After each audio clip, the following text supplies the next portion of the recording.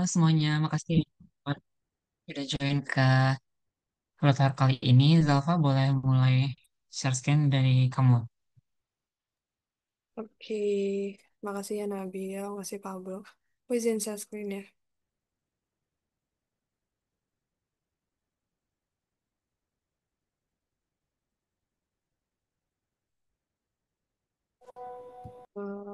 Udah kelihatan belum?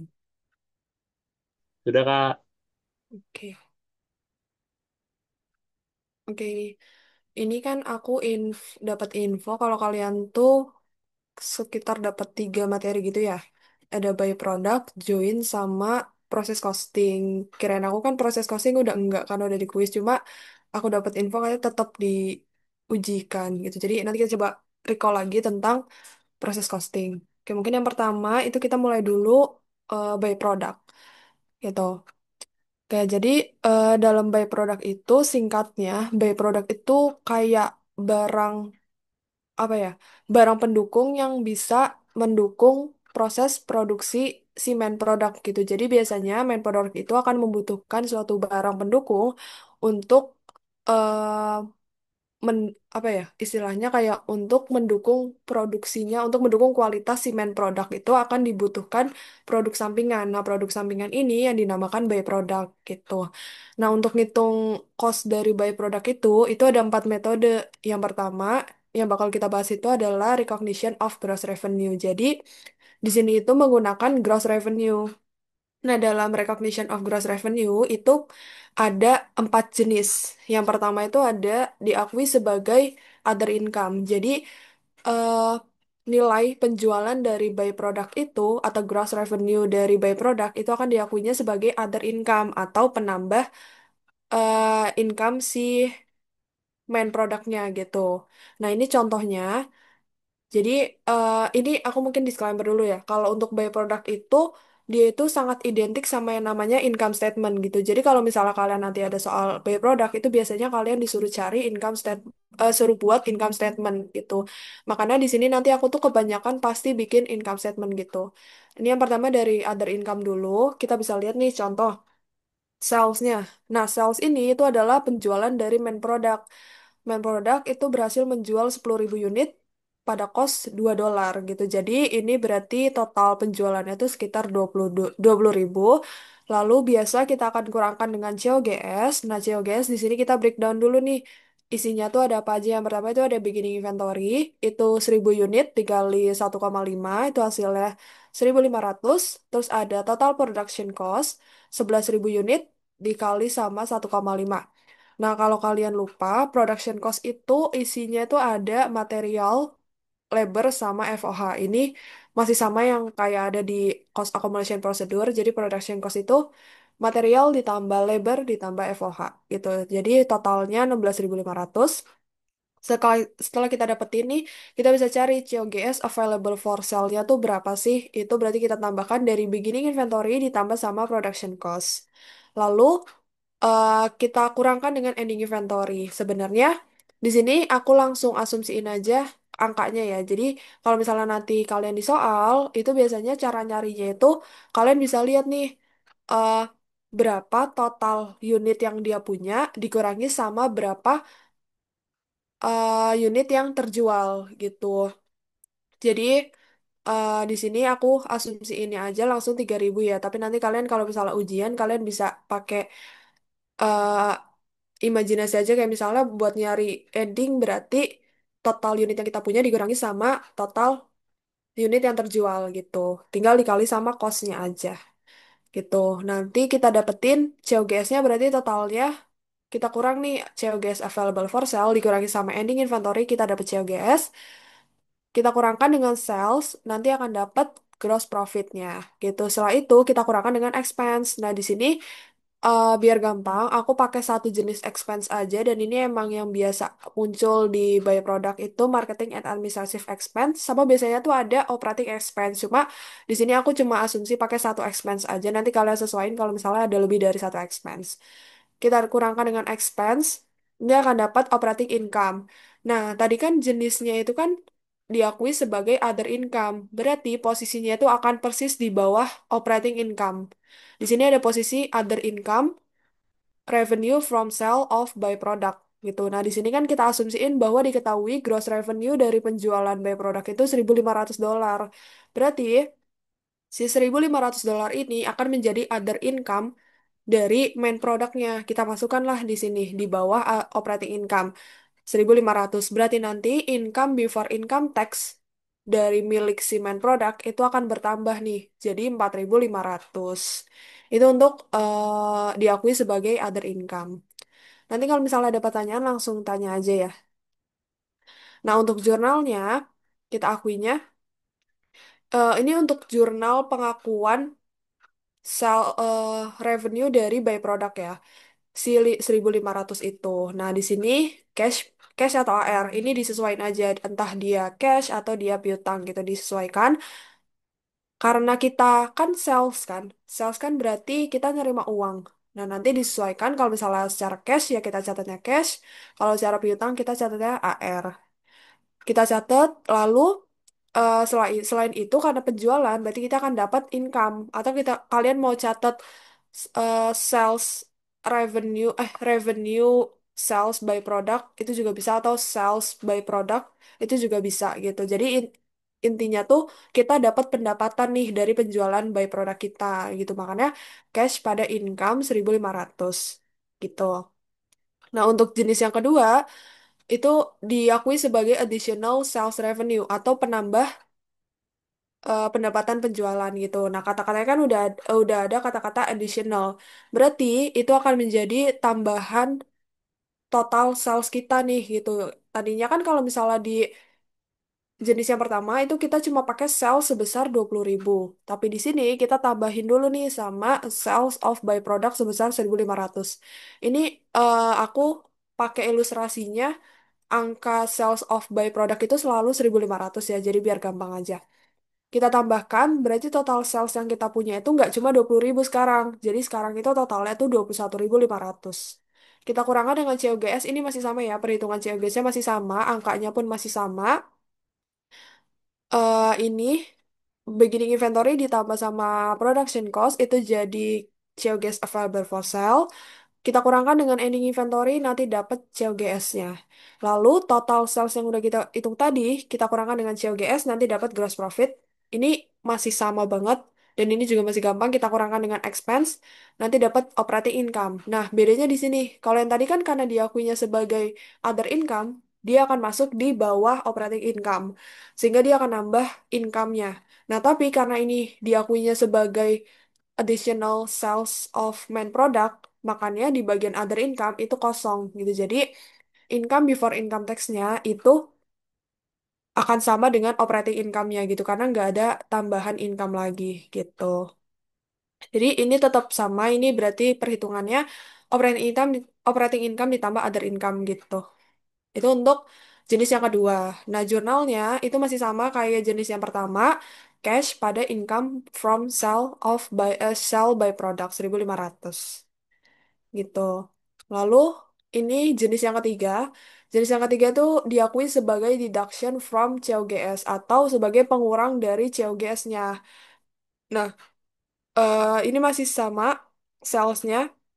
Aku masih pakai angka yang sama. Salesnya 20.000, COGS-nya. Bedanya di sini.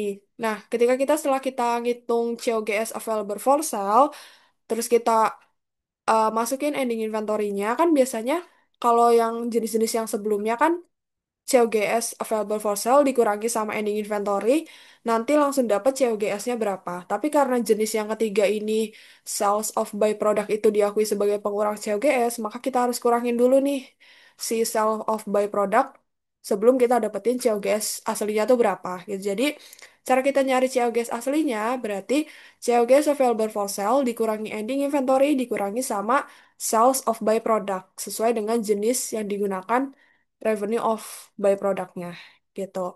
Kita dapetin COGS yang sebenarnya, kita kurangkan dengan sales, dapat gross profit, alurnya masih sama, kita kurangkan dengan expense, kita dapat operating income, terus karena other income yang nggak ada, berarti income before income tax-nya akan sama seperti operating income gitu.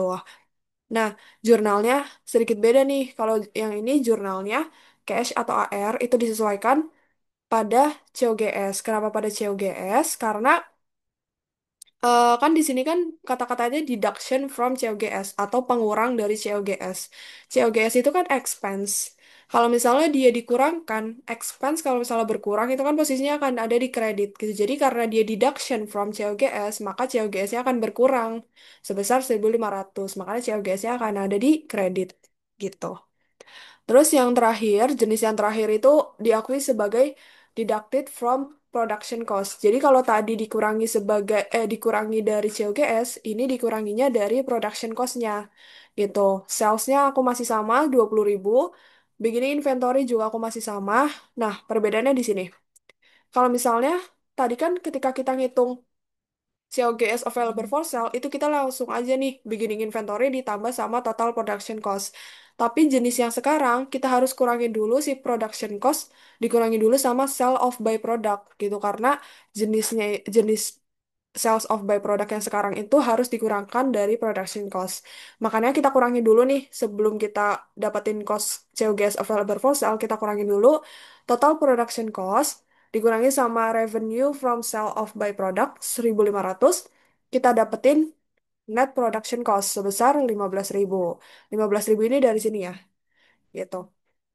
Terus setelah kita dapetin next net production cost, kita tambahkan sama beginning inventory, kita dapetin COGS available for sale. Lalu nah, di sini bedanya nih, untuk jenis yang keempat ini agak beda dari jenis-jenis yang sebelumnya, karena setelah kita ngitung berapa sih COGS available for sale ya, itu kita harus cari dulu cost per unitnya, gitu. Jadi kan ini kan cost keseluruhan nih, kita nggak tahu cost per unitnya tuh berapa. Nah, ini kita hitung dulu cost per unitnya berapa, ini tuh didapat dari, kita bisa lihat eh kan ini kan kita berapa sih unit yang kita punya gitu ya. Kita bisa lihat di sini. Beginning inventory kita punya 1.000 unit. Lalu pas kita mau produksi, kita punya 11.000 unit. Berarti total keseluruhan unit yang kita punya kan berarti 12.000 kan. 1.000 ditambah 11.000. Nah, berarti cara nyari cost per unitnya itu tinggal gini. 16.500 total COGS available for sale dibagi sama 12.000 unit gitu. Nah, berarti kita bisa dapetin cost per unitnya 1,375 dolar ya gitu. Nah, setelah kita dapetin cost per unit, kenapa sih kita harus ngitung cost per unit? Karena cost per unit ini akan ngaruh ke ending inventory. Karena ending inventory kita bukan lagi pakai eh, cost yang sama seperti production cost, sama seperti apa beginning inventory, kita harus pakai eh, harga atau cost-nya itu yang udah kita cari tadi gitu. Makanya setelah kita ngitung COGS available for sale, itu disarankan ngitung cost per unit dulu sebelum kita lanjut ke ending inventory gitu. Nah, cara nyari ini ending inventory gimana? Kita bisa lihat, kita kan tadi punya keseluruhan unit 12.000 unit. Ternyata yang terjual cuma 10.000, berarti kan ada sisa 2.000 unit. Nah, sisa 2.000 unit yang nggak terjual itu akan jadi ending inventory gitu. Makanya 2.000 akan dikalikan dengan 1,375 cost per unit yang udah kita hitung tadi. Hasilnya 2.750. Lalu setelah kita dapatkan ending inventory, kita bisa dapetin COGS-nya. Berarti tinggal COGS available for sale dikurangi sama ending inventory, nanti diperoleh COGS yang sebenarnya. Setelah kita dapat COGS, kita bisa kurangkan dengan sales, kita dapetin gross profit. Nah, kalau udah di sini caranya masih sama. Kita kurangkan dengan expense, nanti kita dapat operating income. Lalu karena nggak ada other income, maka income before income tax-nya akan sama seperti operating income-nya gitu. Nah, jurnalnya berarti cash atau AR. Nanti ini disesuaikan karena kita kan nerima duit ya. Karena kita nerima duit. Terus kenapa WIP? Karena WIP itu kan sama kayak inventory yang saldo normalnya tuh di debit. Karena ini deduction from production cost, berarti kayak dia dikurangkan dari proses produksi, berarti kan work in process dia udah selesai gitu, karena udah dikeluarkan dari proses produksi. Makanya work in processnya itu akan ada di debit gitu, karena udah berkurang. gitu.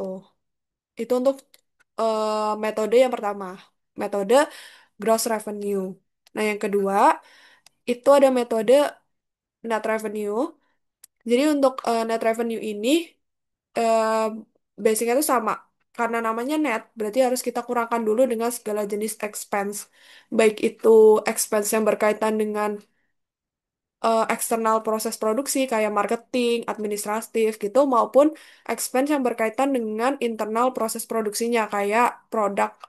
Misalnya dia ada expense ketika dia melakukan split off produknya gitu. Nah,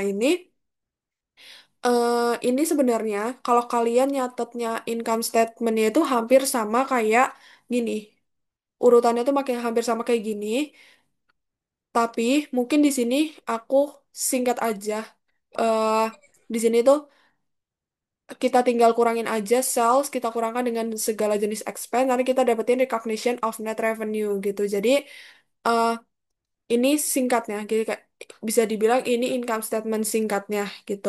Setelah itu kita misalnya udah dapet nih angkanya berapa yang di sini, kita jurnalnya itu by product pada revenue by product gitu.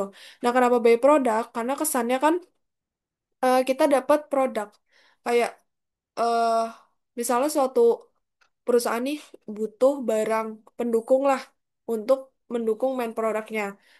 Dia belilah itu barang pendukung atau by produknya. Dia dapetin by produknya, maka by produknya itu akan ada di debit gitu. Nah, ini nanti makanya by produknya itu ada di debit gitu. Itu untuk net revenue. Jadi gampangnya net revenue itu karena namanya net, maka harus dikurangi dulu sama segala jenis expense-nya gitu. Nah, yang ketiga itu ada replacement cost method. Nah, untuk replacement ini, itu tuh biasanya digunakan oleh perusahaan yang menggunakan sendiri by produknya. Jadi bisa dibilang ada suatu departemen, misalnya nih, eh, manufacturing company kan biasanya ada berbagai macam departemen ya. Misalnya ada departemen finishing, departemen cutting, dan lain sebagainya. Dari antar satu departemen dengan departemen yang lain itu biasanya itu membutuhkan barang pendukung yang dibutuhkan dari departemen lainnya gitu. Nah, itu biasanya akan digunakan sendiri di perusahaan itu gitu. Makanya di sini asumsinya kalau replacement cost method ini digunakan oleh perusahaan yang memang menggunakan sendiri by produknya gitu. Di sini aku kasih contoh. Misal nih, PT Energi Alam, dia itu memiliki departemen satu yang menghasilkan byproduct berupa gliserin kasar sebesar 100 liter. Namun, produk ini itu nggak dijual sama si PT Energi Alam ini, melainkan tetap digunakan sendiri untuk mendukung main produk di Departemen 2 sebagai bahan pelumas gitu. Jadi ini kan digunakan sendiri nih untuk mendukung proses operasional perusahaan di Departemen 2-nya atau untuk mendukung pembuatan produk di departemen 2-nya gitu. Nah, di sini ada keterangan harga pasar atau replacement cost dari gliserin kasarnya itu 15.000 per liter. Nah, berarti kita gampang nih, berarti berapa sih total gliserin kasarnya? Jadi kita tinggal kali aja 15.000, kita kalikan dengan 100 liter yang digunakan kan. Jadi total gliserin kasar yang digunakan berarti 1.500.000. Lalu kita jurnalnya kan di sini kan departemen pada production cost of main product. Nah, kenapa tulisannya departemen?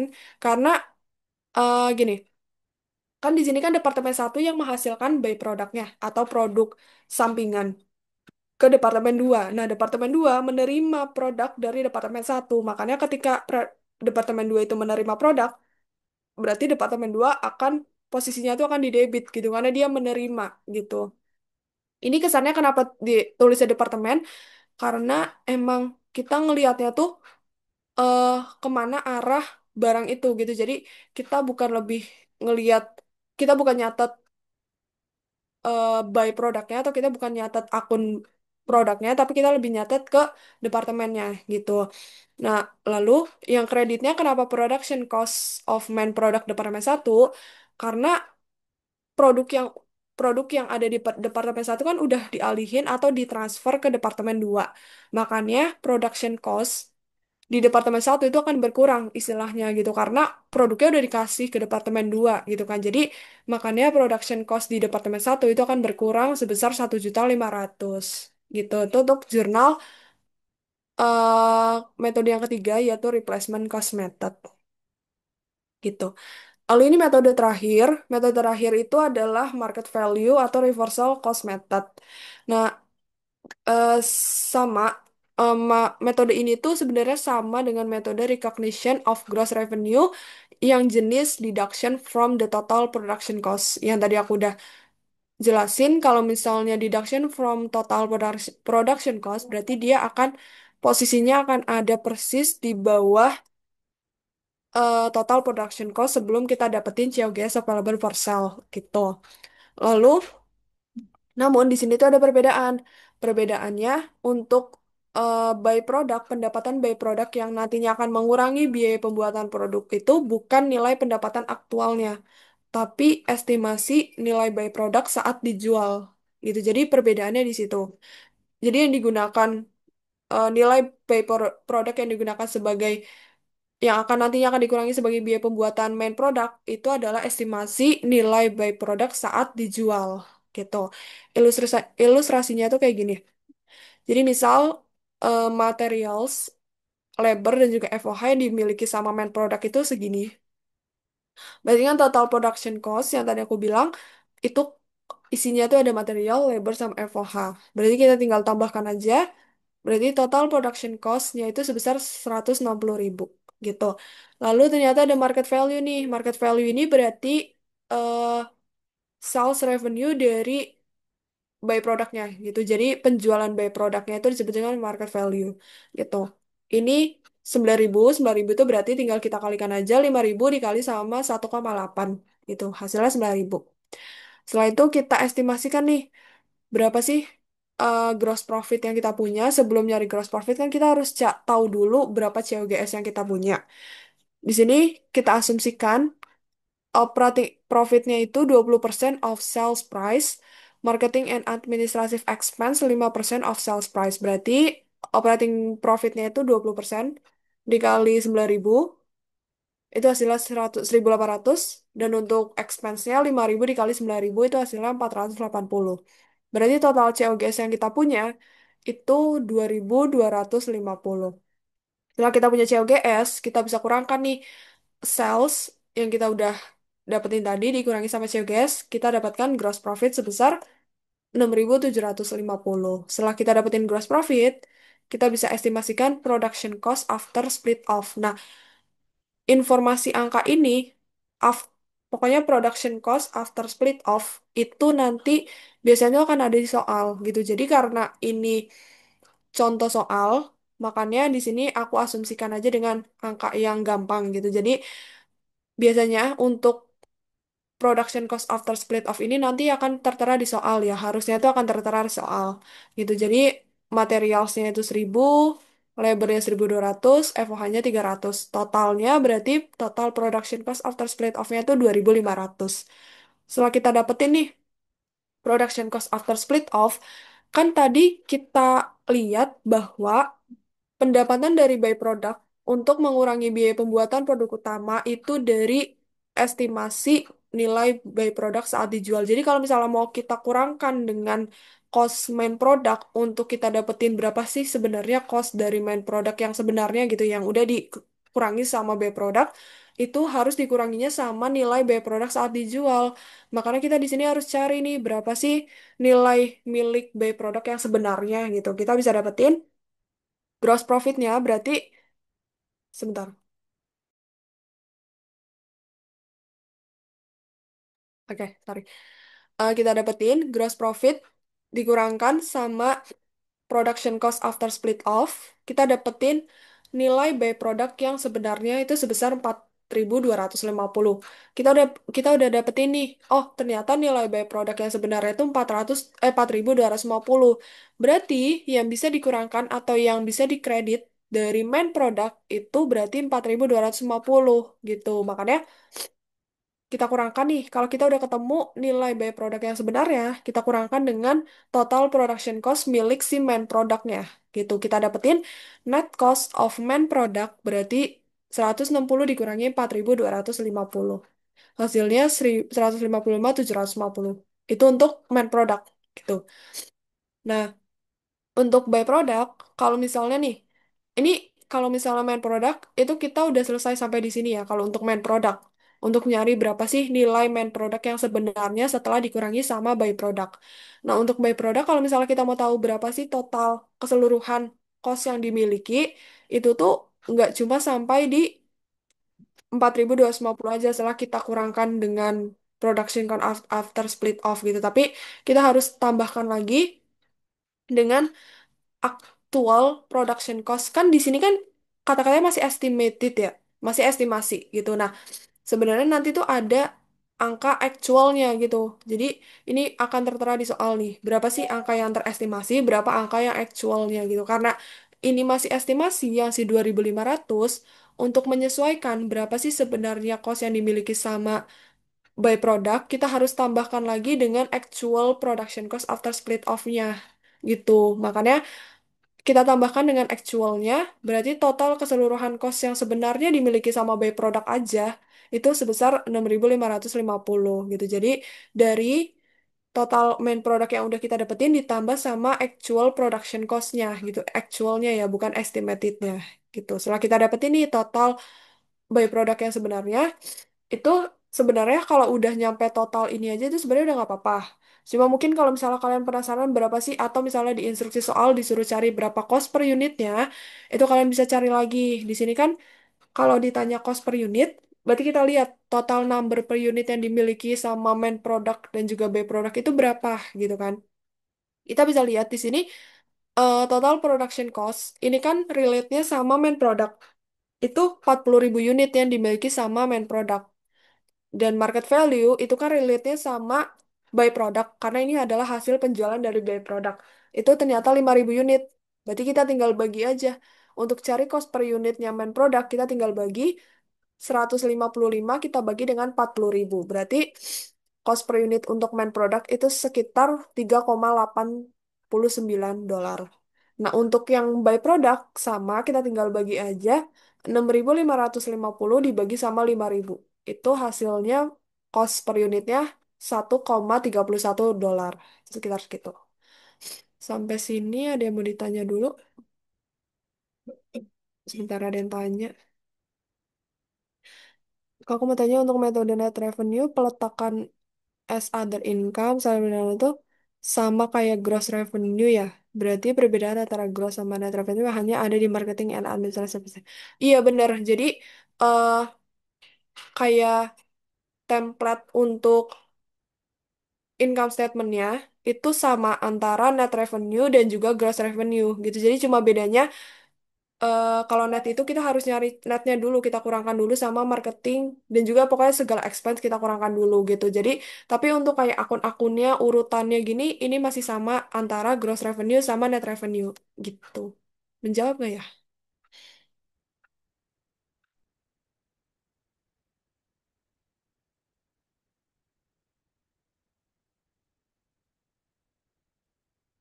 Oke, oke. Ini eh, kita ulas materi dikit dan ada contoh soal sedikit di materinya.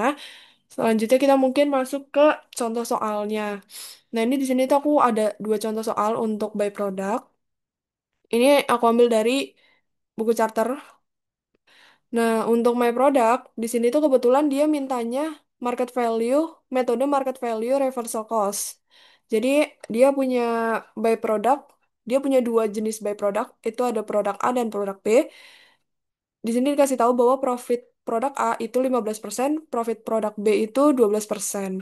Kita suruh cari berapa sih manufacturing cost before separation atau before split off ya, sama aja dari by product A dan juga B menggunakan market value reversal cost method. Nah, sebenarnya kalau kalian lihat di sini kan yang tadi aku udah sempat eh, jelasin market value reversal cost ini kan akunnya banyak. Aku udah banyak banget kan, panjang gitu. Nah, tapi kalau misalnya nanti di soal, itu kalian bisa sesuaikan aja akun apa aja sih yang ada gitu. Jadi kayak, itu terserah kalian ya. Kalau misalnya kalian mau cantumin semuanya, tapi kalian cuma masukin angka yang ada aja, atau kalian cuma masukin akun yang ada aja, itu sebenarnya nggak apa-apa banget. Di sini aku masukin akun yang ada aja ya, karena kan kebetulan emang informasinya cuma ini aja. Jadi aku masukinnya angka yang ada aja. Di sini kan disuruh cari manufacturing cost before separation untuk by product aja, makanya main produknya nggak aku masukin. Nah, untuk by product, itu ada produk A dan produk B. Kita masukin informasi yang ada dulu, salesnya itu 6.000 kita masukin. Sales yang B itu 3.500, manufacturing cost after split off-nya itu 1.100, yang B itu 900, dan marketing expense yang A itu 750, B-nya 550. Profitnya kan tadi dibilang kalau misalnya produk A itu 15%. Nah, 15% kita kalikan aja sama sales revenue-nya. Berarti 15% kali 6.000 untuk produk A. Jadi hasilnya 900.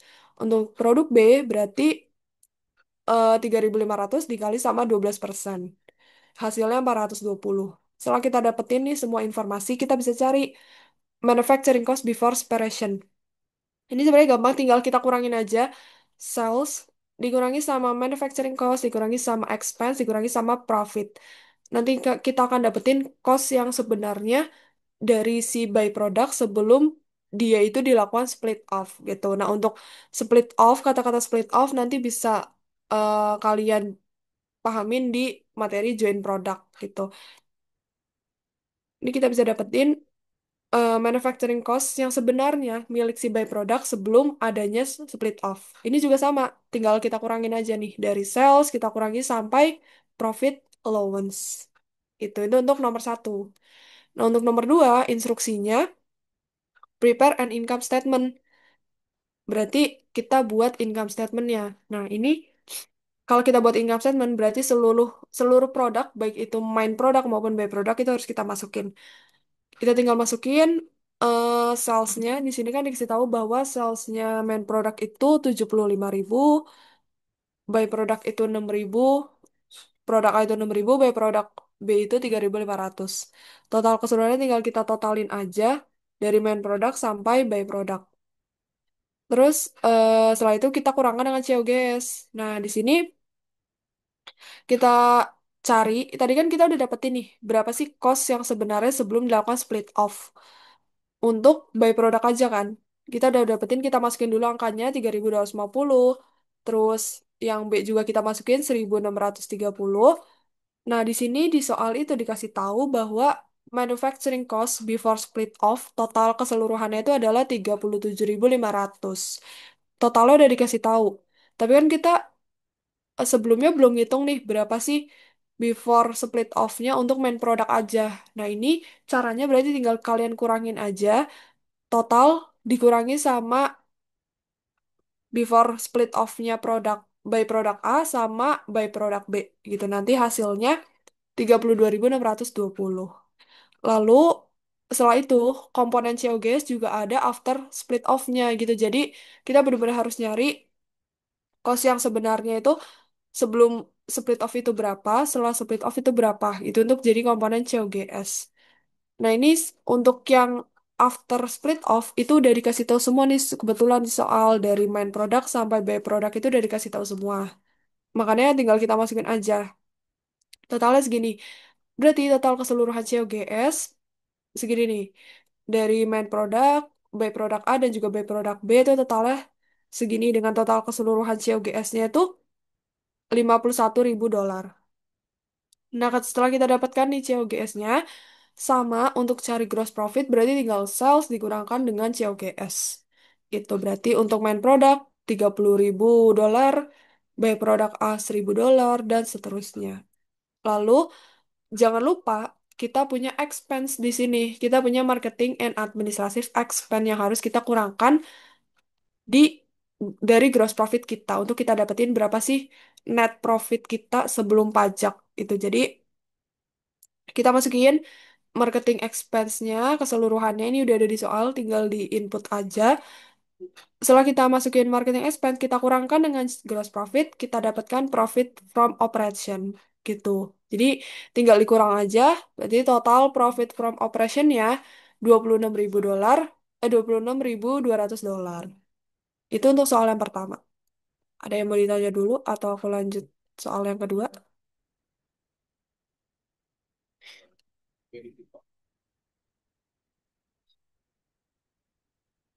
Sebentar, ini kayak soalnya hilang.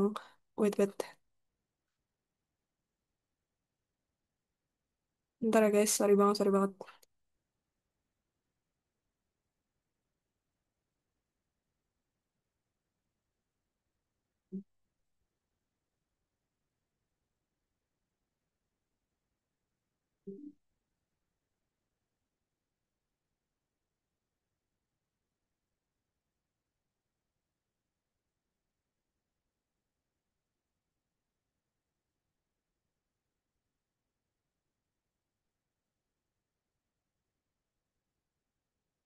Oke, nggak sorry, tadi soalnya hilang. Ini aku lanjut dulu aja ya. Nah, untuk soal yang kedua ini soal dari UAS tahun-tahun sebelumnya. Jadi, di sini dikasih tahu bahwa dia itu punya gross revenue dari by product itu 1.500. Ternyata, ini dikasih tahu bahwa by productnya itu menggunakan deducted from production cost. Dia punya data sebagai berikut, ada beginning inventory, ada total production, sama ada sales-nya, dan dia juga punya operating expense. Instruksinya, prepare income statement. Berarti di sini kan udah dikasih tahu bahwa dia itu pakai jenis gross revenue, dia pakai metode gross revenue dengan jenis deducted from production cost. Berarti karena ada kata-kata deducted from production cost, berarti posisi dari sales of by product itu akan ada berada di bawah total production cost gitu. Jadi kita masukin dulu salesnya. Di sini kasih tahu bahwa salesnya itu 8.000 unit dikali sama harga jualnya itu 3 dolar. Berarti kita kalikan dulu 8.000 dikali 3 24.000. Lalu kita hitung berapa COGS yang kita punya. Itu ada beginning inventory dikasih tahu bahwa 1.000 unit dikali 2 dolar beginning inventory kita kalikan aja. Lalu karena kita pakai metode pakai jenis yang deducted from production cost, maka kita harus kurangkan dulu nih sales of by product dari total production cost-nya. Total production cost kan tadi dikasih tahu di soal bahwa dia itu ada 10.000 unit dengan harga 2,5 dolar. Nanti kita kalikan dulu, total production cost-nya itu 25.000. Revenue from sales of byproduct 1.500. Dapat dari mana? 1.500 ini dapat dari sini nih, keterangan nih. Gross revenue from byproduct 1.500. Berarti sales of byproduct-nya 1.500. Kita kurangkan dengan total production cost, dapatlah net production cost. Setelah kita dapat net production cost, kita baru bisa ngitung berapa COGS yang kita punya. Gitu. Jadi, setelah kita hitung nih berapa COGS yang kita punya, kita harus hitung juga ending inventory kan kebetulan di sini kita nggak dikasih tahu ya berapa sih ending inventory-nya gitu kan. Nah ini kita bisa cari nih. Kita lihat, jangan lupa dia itu pakai FIFO method. Jadi FIFO method ini beneran diperhatiin banget dia itu pakai FIFO atau pakai average. Karena nanti pas ngitung inventory, ending inventory itu akan berpengaruh. Karena dia pakai FIFO method, ternyata yang terjual itu 8.000. Yang terjual 8.000. Nah, ini aku ilustrasiin ya. Kan yang terjual itu 8.000 unit. Berarti karena dia pakai Vivo method, berarti kita harus dari Vivo kan, dari first first in first out. Berarti kita harus habisin dulu beginning inventory-nya. Beginning inventory ternyata cuma punya 1.000 unit dengan cost 2 dolar. Makanya kita di sini pakai yang beginning dulu. Terjual 8.000 berarti beginning kita pakai 1.000 unit doang.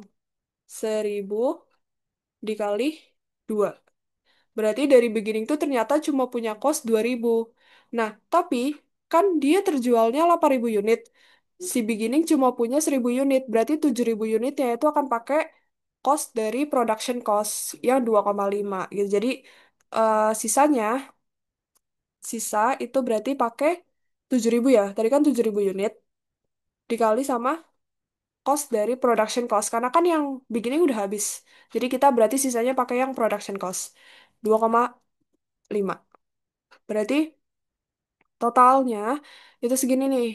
Yang kalau misalnya terjual gitu kan. Nah, tapi karena si beginning inventory ini udah habis, unitnya udah habis terjual, berarti kan kita udah nggak bisa pakai lagi cost per unit yang $2 kan. Kan yang masih tersisa kan cost per unitnya yang $2,5. Makanya pas kita ngitung ending inventory itu kita bisa cari nih berapa sih ending inventory-nya. Kita lihat dulu di sini kita punya total unit itu 11.000. 11.000 dapat dari mana? Beginning 1.000, total production cost-nya punya unit 10.000. Berarti total unit yang kita punya itu 11.000 unit, terjual 8.000. Berarti kita kurangkan 8.000, kita kalikan dengan $2,5. Karena yang beginning ini sudah habis terjual. Kita kalikan dengan 2,5, hasil ending inventory-nya itu 7.500 gitu. Lalu kita dapat ending inventory, kita kurangkan dengan COGS available for sale, kita dapatkan COGS yang sebenarnya. Setelah kita dapatkan COGS, kita kurangkan dengan sales, dapat gross profit. Nah, kebetulan di sini tuh bukan marketing expense, tapi operating expense. Berarti yang kita kurangkan itu operating expense sebesar 2.750. Setelah kita kurangkan dengan expense, kita peroleh operating income sebesar 3.250. Karena dia menggunakan jenis yang deduction from production cost, maka other income-nya itu akan nol.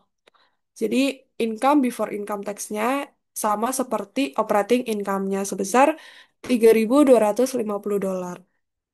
Itu untuk by product. Jadi kalau by product itu biasanya yang ditanyakan itu pasti income statement karena dia tuh nggak terlepas dari income statement, cuma beda aja nih penulisannya gitu. Dan aku tuh nggak bisa kayak gimana sih cara misalkan misalnya ada yang nanya nih kayak misalnya gimana sih Kak cara identifikasi kapan dia pakai metode yang 1, 2, 3, 4, kapan dia pakai jenis yang other income, kapan dia pakai jenis yang deduction from COGS. Nah, itu sebenarnya akan dikasih tahu di soal atau kayak ada secara tersirat di dalam soal cerita itu gitu. Jadi mungkin kalian bisa hati-hati nanti baca soalnya. Itu biasanya bisa akan dikasih tahu di soal pasti. Tapi entah langsung dikasih tahu secara eksplisit atau implisit itu kita nggak tahu. Jadi kalian baca teliti soalnya dan sebenarnya kalau untuk by product kayak metode-metodenya gini urutan income statementnya kayak di mana aja sih posisi sales of by productnya itu kan beda-beda ya. Ini ada yang di sini, ada yang sebagai other income itu kan beda-beda.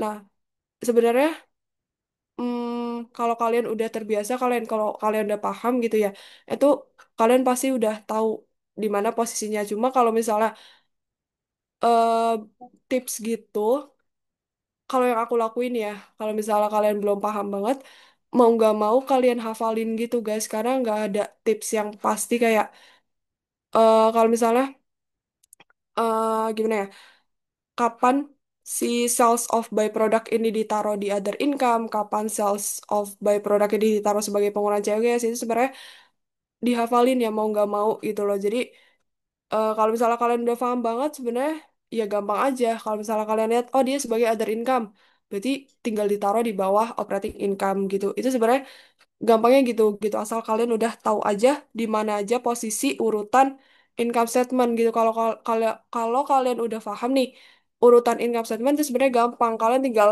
adjustment aja di mana sih posisi sales of by productnya gitu. Tapi kalau tahun lalu kalau aku pribadi ya karena waktu itu aku kayak masih bingung, aku tuh kayak dihafalin gitu kayak kalau other income itu berarti ditaruhnya di sini gitu. Cuma sebenarnya gampang sih kalau misalnya kalian mau dihafalin juga itu gampang, kalau misalnya kalian mau pahami juga itu gampang gitu. Itu untuk by product gitu, untuk by product. Ada yang mau ditanyain dulu untuk by product sebelum kita lanjut ke join product sama Pablo.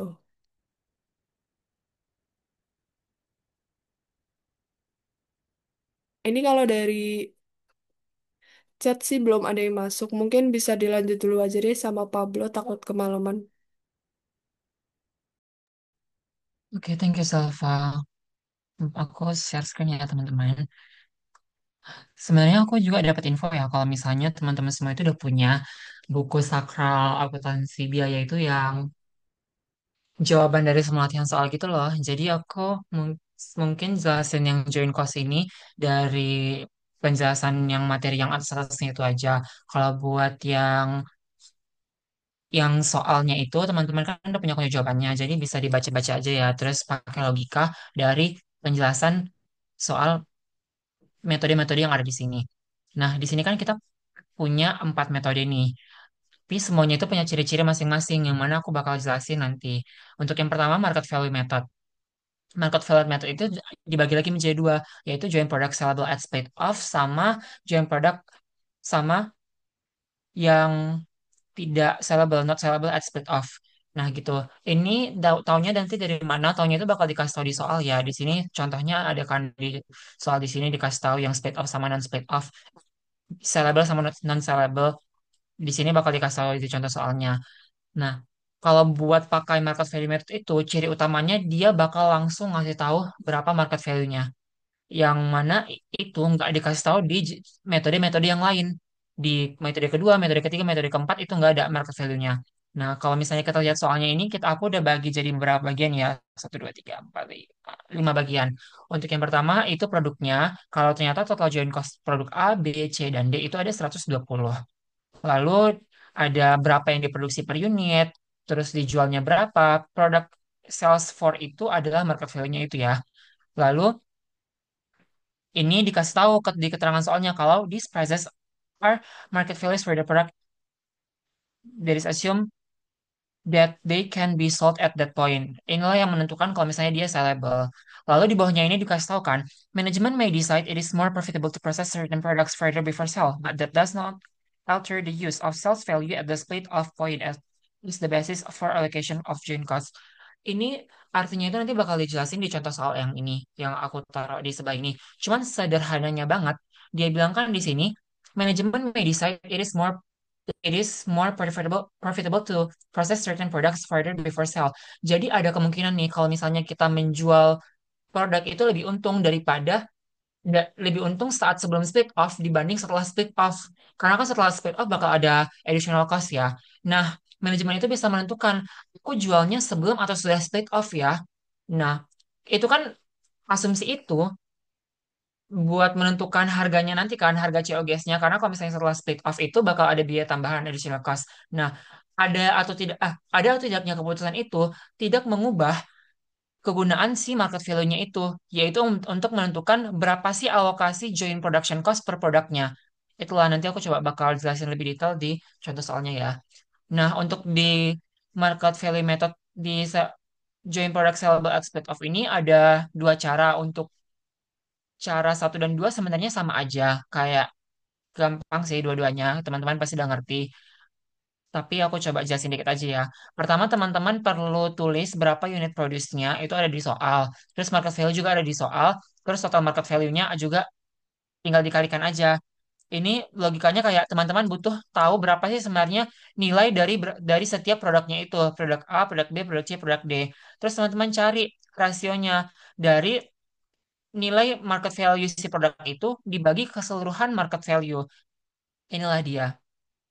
Itu kan untuk hasilnya sampai akhir tuh harus 100%.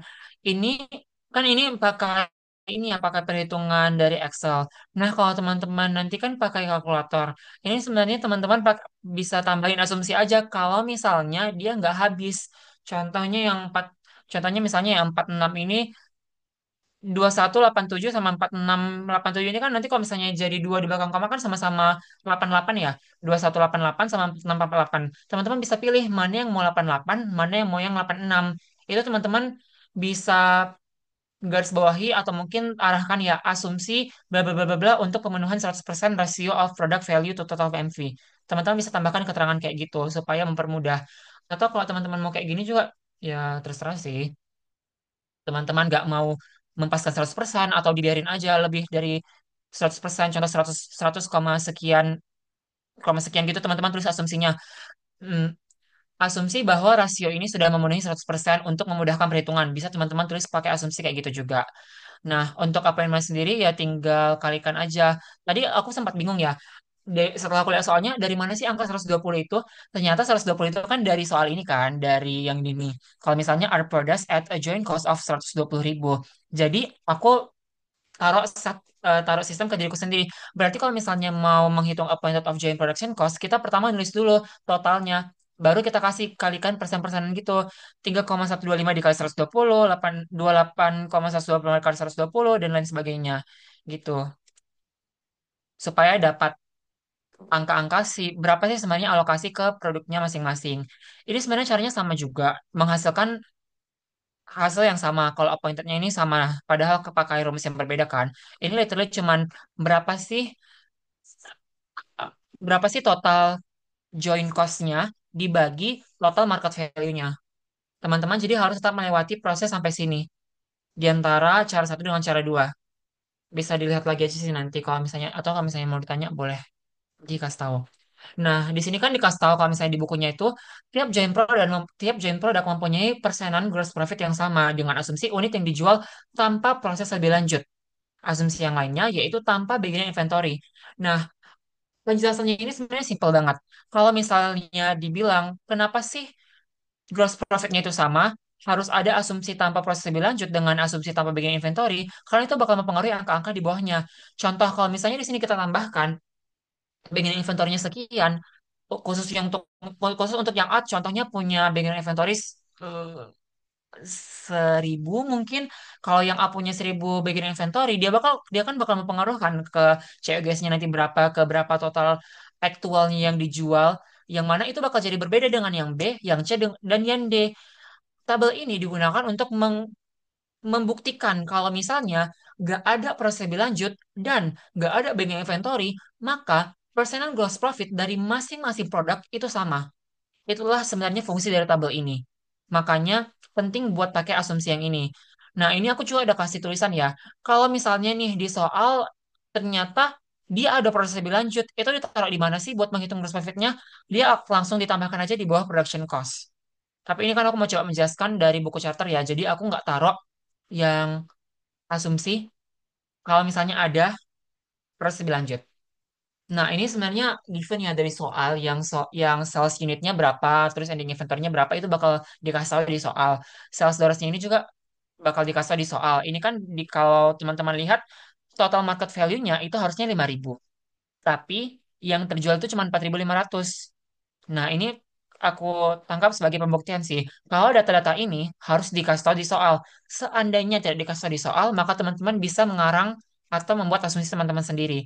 Kalau gross profit-nya itu diminta. Kalau misalnya nggak diminta, ya udah sampai sini aja kalian berhenti. Gitu. Jadi ini memang harus dikasih tahu di soal ya. Nah, production cost-nya ini ambil dari yang atas ya. Berapa sih tadi yang appointment of joint production cost-nya itu.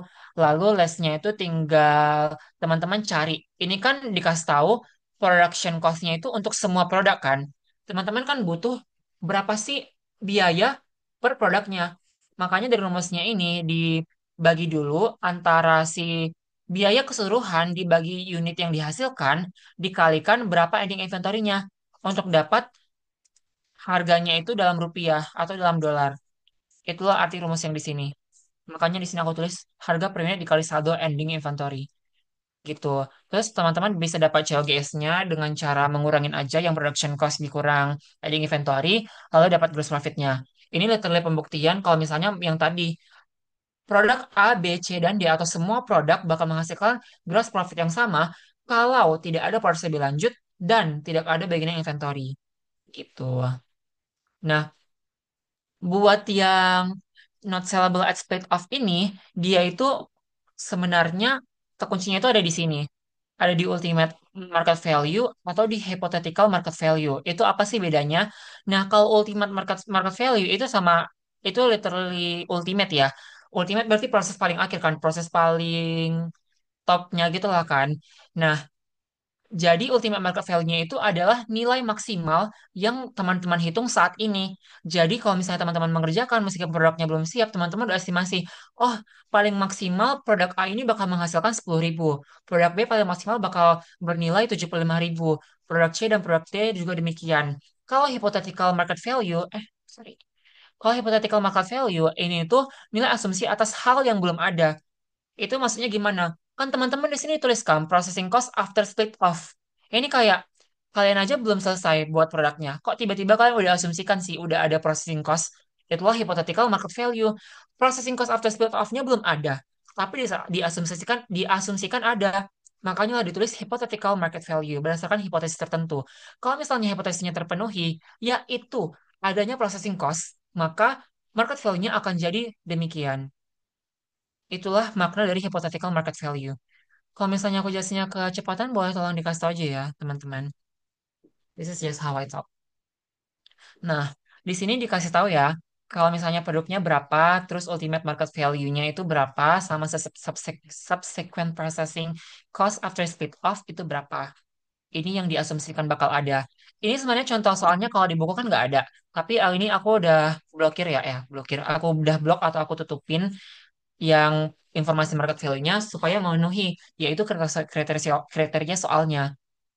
Nah, setelah itu tinggal kita masukkan aja ke step satunya adalah menghitung kayak biasa berapa ultimate market value-nya. Oh, dapat dari soal. Unit produksinya dapat dari soal. Ultimate market value tinggal dikalikan. Berapa per unitnya dengan berapa unit yang dihasilkan. Processing cost itu juga dapat dari soal untuk mendapatkan angka hypothetical market value. Kemudian kita bagi ratalah dia dengan cara membagikan total total cost-nya ini mana tadi? H21. Nah, ini yang 120 ini kan dapat dari ini harusnya ada di sini kok. Dari sini dari join cost-nya itu kan ada 120. Terus dibagi dengan nilainya hypothetical market value di akhirnya itu adalah 200 terus dikalikan si hypothetical market value dari produknya itu sendiri kayak gitu. Jadi eh, berapa jadi join cost-nya dibagi total hypothetical market value dikali hypothetical market value dari suatu produk. Itulah yang ini. Nah, ini kan untuk mencari apa? Untuk mencari production cost-nya. Jadi tinggal cara pengurangan kayak biasa aja. Ini udah template-nya kayak gini ya. Terus persentasenya ini sebenarnya cuma pembuktian aja sih. Kalau dia itu si production cost-nya itu sebenarnya berapa bagian dari ultimate market value-nya dia, nilai maksimal pada akhirnya itu. Itu sebenarnya yang mau dijelaskan dari total production cost percentage ini. Ini juga rumusnya udah ada ya. Nah, yang cara kedua itu count the gross profit. Ini sebenarnya sama ya dengan cara yang atas. Mungkin aku coba tambahkan. Oh, enggak perlu ditambahkan ternyata. Kalau yang 4.800 ini dapatnya dari table, ini dapatnya dari given, further processing cost-nya juga dapatnya dari table, yang cost after split off ini. Terus ya ada prosesnya sama dengan yang atas. Literally proses gimana kalian menghitung gross profit. Dapat juga sih ini dari DDA 2 harusnya, dan DDA 1. Nah, teman-teman habis itu ngitung join cost-nya. Caranya yaitu sama ya. Ini untuk mencari ultimate-nya, itu teman-teman ambil dari sini, ultimate market value, pindahkan ke sini. Terus glass dari 32 profit, karena ultimate market value itu kan berapa harga penjualan maksimal kan. Nah, teman-teman harus ngurangin gross profit-nya supaya dapat harga aslinya. Jadi, karena kan memang komponen harga penjualan itu kan biaya ditambah profit ya. Makanya profitnya itu jadi pengurang untuk mencari total biayanya. Gitu. Terus ini further processing cost-nya supaya mengurangin lagi berapa sih sebenarnya join cost dari masing-masing produk. Gitu. Itu untuk cara yang pertama. Tadi secara sederhana, cara yang pertama itu harus memiliki market value untuk yang sellable at split off. Kalau tidak memiliki market value, mungkin saja dia memiliki ultimate market value yang menandakan kalau dia merupakan joint products not sellable at split off. Tuh. Kemudian kita masuk ke yang average unit. Ini sebenarnya yang paling gampang sih. Jadi aku nggak yakin sih ini bakal masuk.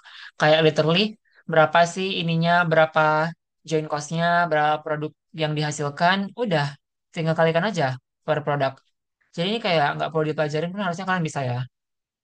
Dan puji Tuhan kalau misalnya kalian dapat soal semudah ini. Tapi ya udah kita skip aja. Nah, buat yang materi ketiga yaitu weighted average method. Di sini itu ciri-cirinya adalah memiliki komponen weight factors. Ini untuk menilai sebenarnya kayak nilai aslinya itu berapa sih? Dia nilainya itu dapat berapa? Yang produk A dapat 3 poin, produk B dapat 12 poin, produk C dapat 13,5 dan produk D dapat 15 poin. Kalau misalnya teman-teman udah lihat nih yang kayak poin-poin gini atau teman-teman ada kasih weight factors-nya, maka dia berarti langsung masuk ke yang metode ketiga yaitu weighted average method. Nah, ini sebenarnya caranya sama. Kalau ini kan kita kan poin yang di poin ini kan tadi kita ganti ke market value. Nah, kalau di sini market value itu diganti jadi points. Aduh, apa sih? Nah, intinya itu ya. Jadi tinggal kita kalikan aja unit produknya berapa dikalikan dengan pointsnya. Kali aja. Untuk dapatkan weighted unitsnya.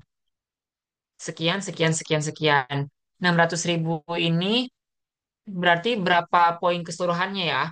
Terus cost per unitnya ini, nah ini teman-teman kalau misalnya buka buku charter itu ini ditulisnya itu number of affected units itu 60. Jangan lupa tolong diperhatikan ulang kalau ternyata itu sebenarnya itu salah ya. Itu mungkin mereka salah tulis tim editornya. Yang benar itu adalah 600.000. Karena kalau misalnya di buku charter tuh, aku kelihatan nggak ya kalau misalnya aku ngeliatin buku charterku? Kayaknya nggak kelihatan ya. Nggak kelihatan, Tariam, Kak. tariam, tariam, tariam. Shh. Mana sih buku charterku? Oke, aku coba bagikan screen saja, screen. Nah, kalau kalian lihat di buku charter yang di sini, bentar masih belum. Dia kan dikasih tahu total joint production cost-nya 120 dibagi total number of affected 60.000. Ini kesalahannya di sini doang. Harusnya total total affected units-nya 600.000 supaya dia pas 0,20 per unit. Itulah yang aku tulis di sini. Deng deng deng deng deng. Makanya ini aku kasih bold supaya nanti saja sih perbedaannya di situ.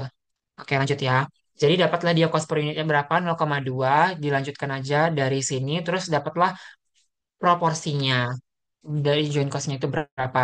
120 total maksimal join cost-nya dari soal.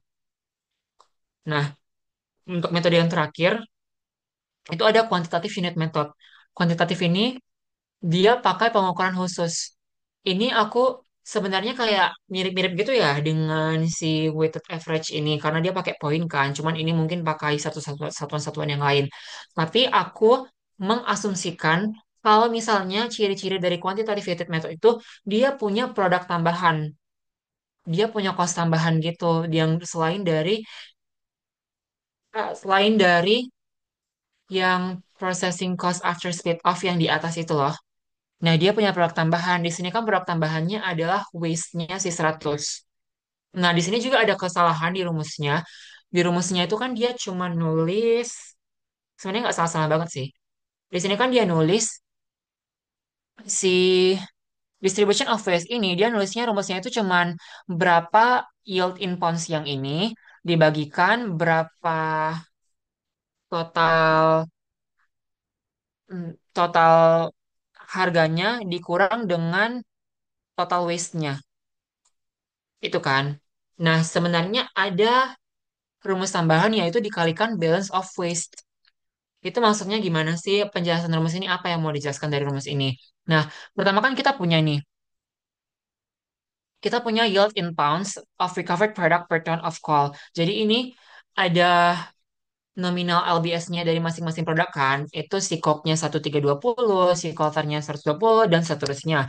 Dengan total 2000. Nah, dikasih tahu kalau misalnya dari semua produk ini ada waste, ada limbah yang harusnya nggak masuk. Makanya jadi pengurang. Terus dibagilah kan distributionnya. untuk membagi distributionnya itu, maka rumusnya adalah si ini. Si harganya ini, harga asli si barangnya, harga barangnya sendiri dibagikan total harganya. Total harga aktualnya setelah dikurangi dengan waste-nya. Lalu dikali balance of waste-nya. Jadi ini kan kalau misalnya yang ini, yang cuma berhenti di sini, kalau kalau kita cuma berhenti di kurang 100 ini aja, terus kurung, kita tuh bakal dapat kayak gini. Ini 100 dari mana? D1. Kita itu bakal dapat gini, 0,9, 0,69. 0,69 ini adalah proporsinya doang, proporsi yang harus diambil cope dari waste-nya, yaitu 0,69. Untuk melengkapinya, harus kita kalikanlah dengan berapa sih nominal waste yang mau kita bagikan itu. Gitu dia. Makanya di sini kalian dapat ya, kalau misalnya dia distribution di akhirnya itu bakal 100. Nah, ini aku juga tadi kayak bergumul banget ya. Kok si kawan ini waste-nya itu 100, tapi kok distribution of waste to recover-nya itu 100.000. Nah, ini tolong teman-teman jangan terkecoh seperti saya, karena ingat, di sini kan dia untuk satuannya itu kalau misalnya ribuan, itu dia pakai koma. Kalau koma, dia pakai titik. Desimal dia pakai titik. Nah, 000 ini, itu cuma desimal. Jadi nominal aslinya sebenarnya cuma 100, bukan 100.000. Gitu. Jadi sebenarnya ini balance ya tetap. Ini kan 100,0. Kalau ini 100,000. Jadi sebenarnya ini nilainya sama. Bukan yang ini yang kebesaran ya, teman-teman. Begitulah dia ceritanya. Nah, revised weight of recovered itu tinggal ditambahkan aja ya. Harga, eh, Cost-nya si barang itu ditambahkan cost tambahan dari si waste-nya itu menghasilkan ini revised weight of recovered products. Lalu kita tinggal cari berapa harganya. Ini harganya dari sini. Gitu ya. Dia kan dibilang, and assuming the cost is 40 per ton. 10, terus kita kali 40 supaya berapa ton aslinya aja sih. Cost of each product per ton of coal. Gitu dia proporsinya. Nah, ini joint cost analysis ini sebenarnya cuman info aja sih. Dibilang kan, kalau memakai contoh di atas, produk B mempunyai nilai pasar 75.000, namun sebagai alternatif dapat dijual pada split off point 60.000. Ingat nggak tadi dibilang, kalau misalnya perusahaan bisa menentukan dia lebih untung menjual saat split off atau sesudah split off. Itulah yang mau dijelaskan di sini.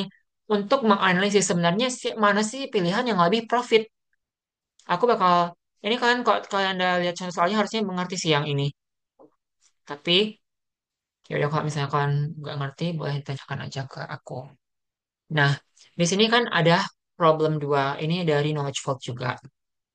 Dikasih tahu kan kalau misalnya PTQ Ltd menghasilkan min products X dan Y dan byproducts Z. Total cost-nya itu adalah 1.280. Itu total cost dari keseluruhan. Market value si byproduct-nya, si Z, the split off adalah 144 dengan estimasi operating profit 15, operating expenses 10, terus total additional cost itu 28 per unit. Byproduct-nya yang dihasilkan adalah 1.000 unit. Ini datanya. Terus kita disuruh mencari yang pertama total cost dari si byproduct dan total cost dari main product saat pemisahan. Nah, langkahnya itu sebenarnya sederhana banget, cuma dua. Itu mencari yang kayak gini. Aku coba jelasin ya. Ini mungkin bisa pakai logika. Nah, kita mau mencari biaya si byproduct. Maka kita langsung tulis dulu. Oke, ini produk C, Z dihasilkan sekian, terus market value-nya sekian, harganya adalah sekian. Itu udah pasti. Kayak market value di sini sama dengan market value di sini. Jika tahap yang awal itu adalah tetap mencari dia produk apa, berapa yang dihasilkan, market value-nya berapa, berarti berapalah total market value-nya atau selling price. Itu sampai sini sama ya. Nah, terus dia bilang, dia kasih tahu kan, with estimated operating profit 15%. Kita tahu ini itu bagian dari si byproduct karena di sini nggak ada koma. Di sini kalau kalian notice di sini nggak ada koma, terus di sini nggak ada kata keterangan operating profit of total product atau dan lain sebagainya yang sejenis. Jadi kita tahu kalau misalnya operating profit ini adalah porsinya si byproduct. Makanya kita tulis, oh, operating profitnya itu 15% dari sell. Teman-teman mungkin bertanya ya, Kak, ini kan harusnya kalau sebelumnya kan market value, total market value, kok ditulis sebagai selling price? Sebenarnya kan market value itu, ya itulah selling price gitu loh. Jadi market value berapa harga pasarnya nanti. Nah, harga pasarnya sekian, pasti teman-teman pengen jual di harga pasar segitu kan. Makanya lah kita asumsikan market value sama dengan selling price untuk mendapatkan berapa sih sebenarnya salesnya ini. Terus operating profit, operating expense, sama additional cost hanya memakai rumus yang udah dikasih. Bisa katakan kan kalau misalnya operating profit itu 15% dari sales, yaitu ini 15% dari 144. Nah, gitu, 15% dari 144. Ini juga sama ya, masih dari R18. Ya, ini juga masih sama dari P18. Hah? Kok, kok si kawan ini aneh-aneh? Oh, additional cost ini dikasih tahu kalau misalnya dia, total additional cost itu 28 per unit. Jadi 28 dikali berapa unit produce-nya. Nah, kita dapatlah nanti total cost-nya dia berapa. Nah, ini sama juga konsepnya dengan yang tadi. Kok profit malah mengurang? Ya kan ini selling price nih. Kita mau mencari apa? Kita mau mencari biaya. Maka selling price itu kan tadi komponennya ya. Biaya ditambah profit. Makanya untuk mencari si biayanya, si profit ini akan sebagai pengurang. Makanya di sini kalau kalian lihat semua rumusnya adalah mengurangin. Terus operating expense kenapa mengurang? Karena kita mau cari biaya aslinya doang. Sama juga konsepnya dengan additional cost. Makanya kita kuranginlah si operating expense dan kita kuranginlah si additional cost. Itulah penjelasannya untuk kenapa rumusnya kayak gini. Terus yang kedua kita tinggal hitung biaya-biaya dari main produknya.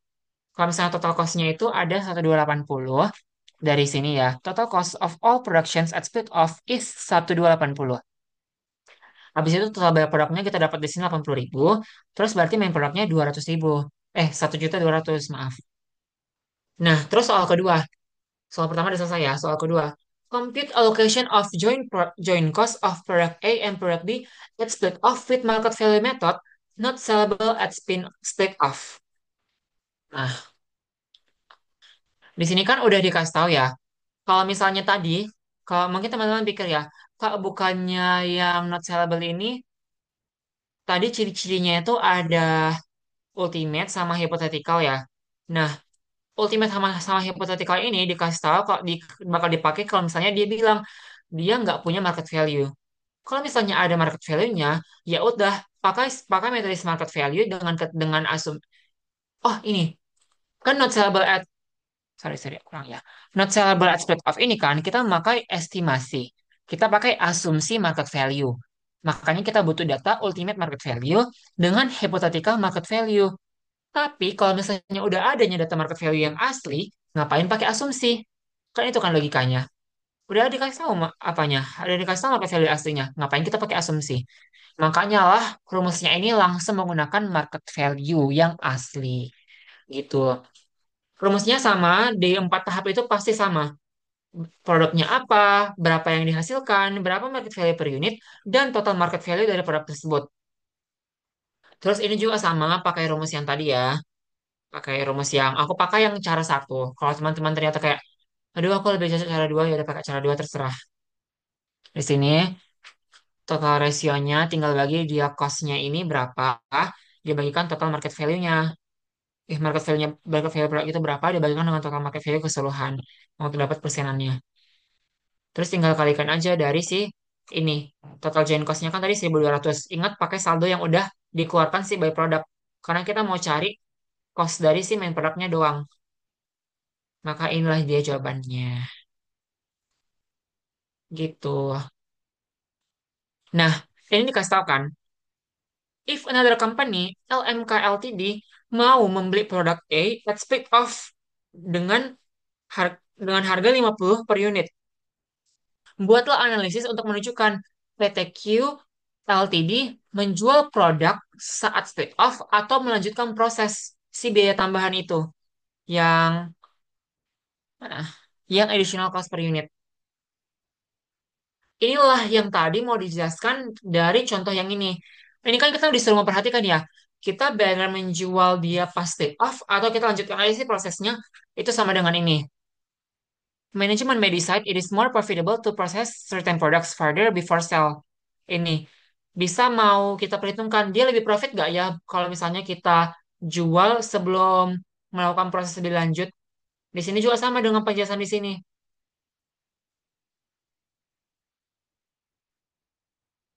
Kita mau cari tahu sebenarnya sih sebenarnya yang mana sih alternatif yang harus kita pilih? Apakah kita menjual saat split off aja atau kita lanjutkan dulu prosesnya terus kita jual lah setelah melakukan proses itu. Di sini dikasih tahu kan kalau misalnya dalam jangka waktu panjang kontribusi harus dapat memenuhi fixed cost. Ini kan kita udah milih nih. Kita udah punya pilihan untuk menjual sekarang dengan harga sekian. Tapi kita mengambil pilihan lain, yaitu kita menjual nanti dengan melanjutkan prosesnya itu karena ada potensi mendapatkan profit yang lebih banyak. Ini lebih terlebih, paragraf 3 ini mau ngasih tahu, kalau kamu udah berani ngambil risiko itu, kamu harus pastikan keuntungannya nanti itu sama atau mencukupi fixed cost-nya. Itulah fungsinya dari sini. Karena kan kita melewatkan suatu opportunity cost gitu ya, kita melewatkan suatu peluang buat menjual di saat ini. Maka kita harus sudah make sure ke diri kita sendiri. Oke, nanti kalau misalnya aku tunda, nanti aku jualnya nanti-nanti, udah aku lanjutkan prosesnya ini, bakal nutupin kok gross profit-nya dengan semua biaya yang aku keluarkan. Kayak gitulah inti dari paragraf-paragraf ini. Gitu ya. Nah, ini ada skema satu dengan skema dua. Skema satu adalah kita menjual setelah adanya split off. Gitu. Ini as always, apa produknya, berapa yang dihasilkan, berapa total cost-nya kita dapat dari atas yang si kawan yang di atas. Ini kan udah kita bagikan total cost-nya berapa, maka ini langsung ambil aja. Terus kita hitunglah berapa, kita taruhlah berapa market value-nya, berapa total market value-nya, dan kita akan menemukan berapalah gross profit-nya. Dari market value ini sekian, total cost-nya itu cuma sekian. Inilah gross profit kalau misalnya kita lanjutkan proses itu. Karena allocation of joint cost ini sudah mengandung additional cost yang ini. Makanya dia langsung ditaruh aja. Nah, karena dia sudah mengandung nggak tuh? Karena dia sudah berisi berisi additional cost-nya, maka di skema 2 kita harus hilangkan additional cost-nya itu. Dengan cara apa? Ya ini. Kita tulislah cara yang biasa sampai total cost-nya berapa. Kita kuranginlah si additional cost-nya itu untuk mendapatkan berapa sih biaya asli saat split off, yaitu 211 ini. Terus kita cari tahu ya kalau misalnya selling price-nya ini, dia kan cuma mau beli si LTD ini, si LMK ini, LMK LTD mau beli kan harganya 50 doang. Maka selling price-nya itu adalah 500.000. Nah, maka gross profit-nya adalah berapa sih cost aslinya berapa sih selling price-nya nanti dengan dikurangin cost saat split off tanpa proses tambahan. Nah, kita lihat nih, oh kalau misalnya dari gross profit doang, itu yang lebih untung itu yang skema satu. Maka teman-teman buatlah kesimpulannya. Since the gross profit of the first scam is higher, aku jujur nggak tahu ya skema itu bahasa Inggrisnya kayak mana, jadi maaf kalau misalnya salah.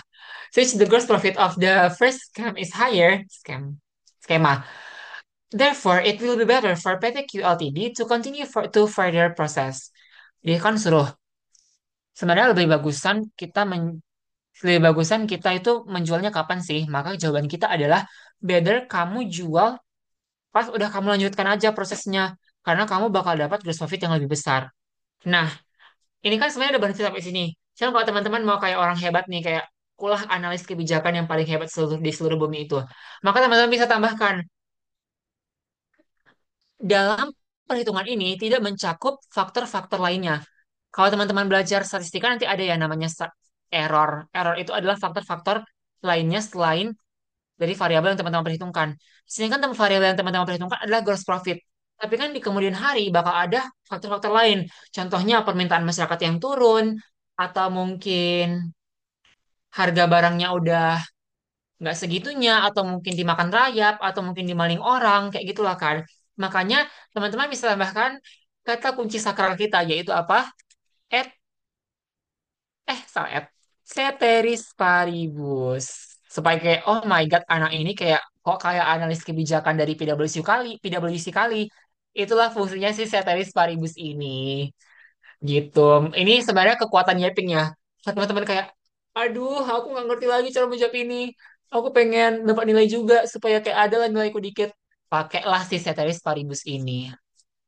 Jadi, ini artis Ceteris paribus ini, PT QLTD boleh memilih untuk menjual dengan skema satu dengan asumsi bahwa faktor-faktor lainnya bersifat tetap, yaitu faktor demand masyarakat, habis itu kualitas produk, dan lain sebagainya.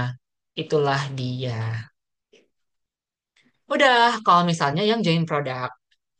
Kalau proses costing kan udah kalian udah diajar ya sama Master Zalfa saat kuis. Dan Zalfa ini udah kayak orang hebat dari Deloitte kali weh. Jadi ini sebenarnya sama sih teman-teman. Teman-teman bisa cek aja di sini atau teman-teman bisa chat Blutor di kuis kemarin. Udah kali ya Zal, atau kamu mau jelaskan proses costing lagi Zal? Terserah teman-teman sih mau proses casting lagi atau udah cukup overwhelmed sama join produk. Hmm. Gimana? Gimana guys? Atau ada yang mau nanya nggak? Kalau misalnya nggak ada, ya udah kami bakal apa? Bakal menyelesaikan. Oh, oh, kata dia yang bilang, kata Bu Titin proses casting nggak keluar di UAS. Puji Sebenarnya emang Tuhan, puji harusnya Tuhan. gitu guys, karena kalau udah di kuis biasanya nggak keluar di UAS. Puji Bagus. Tuhan ya. Ya udah berarti nggak usah ya proses castingnya. Nah Iya. teman-teman ada bertanya nggak? Kami bakal tunggu sampai 21 26 nggak dong. Sampai 21 27. 27 atau 28 30 lah, pelit kali kau. 28. Dan sampai 21.30. Ngomong di sini ada teks partner Pablo loh. Ngomong di sini ada calon pemenang di Latex Challenge Zalfa. Amin. Ini aja yang produk. Kalau misalkan kayak, Kak, kayak mana kami tanya, kau pun nggak kau kasih. Ini ya guys, jangan kalian marah-marahin aku. Oh Ini ya. iya, seatnya belum aku kasih ya, maaf ya. Ini nih yang Belum weh, belum maaf, maaf, weh. maaf, maaf banget. Bentar ya, Ini ya sebentar. weh. Tuh, Ini ya guys. Nanti kalau misalkan nonton record ini, kalian boleh skip-skip sih guys. Dari seatnya berarti dulu akhir-akhir ini dulu. kok kayak udah gak meyakinkan dua mentor-mentor kawan ini. Tuh. Nih. Kalau kalian juga ada insight tambahan dari Bu Titin, karena tadi aku udah ngechat Pak Adang ya soal si join course ini. Terus kata Pak Adang, mohon dicek dosen yang bersangkutan. Artinya, yang membuat join course ini adalah Bu Titin. Itu join produknya. Iya, paling aku mau tanya sih ke kalian, kayak Bu Titin, ini kan metode join produk kan banyak ya guys. Bu Titin tuh ngejelasin semua metode kah atau beberapa metode aja yang dijelasin sama beliau? Beliau di kelas jelasinnya metode apa? Karena kalau misalnya dia cuma jelasin beberapa metode, harusnya yang keluar UAS tuh yang metode dia jelasin aja gitu guys. Atau kalian nggak tahu dia jelasin metode apa? Yuk, yuk. Kalau di kelas apa sih Kak? Dia pas menjelaskan, ngejelasin semua. Tapi setahu aku yang dipakai cuma market value sih Kak. Ah, ya oke oke oke. Berarti kemungkinan paling besar ini sih market value. Karena market value ini kan ada dua juga ya. Yang sellable sama yang not sellable. Mana itu not sellable? Yang ini.